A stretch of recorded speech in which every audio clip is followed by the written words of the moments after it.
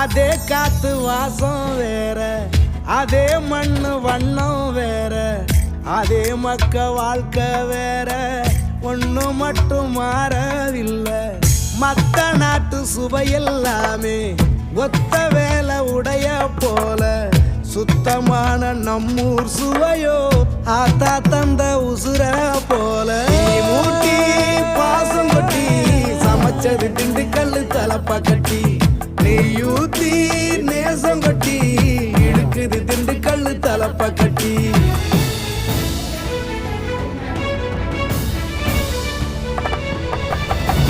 மூட்டி பாசம் கொட்டி சமைச்சது திண்டுக்கல் தலப்பா கட்டி, நெய்யூத்தி நேசம் கொட்டி படைச்சது திண்டுக்கல் தலப்பா கட்டி. படைச்சது திண்டுக்கல் தலப்பா கட்டி.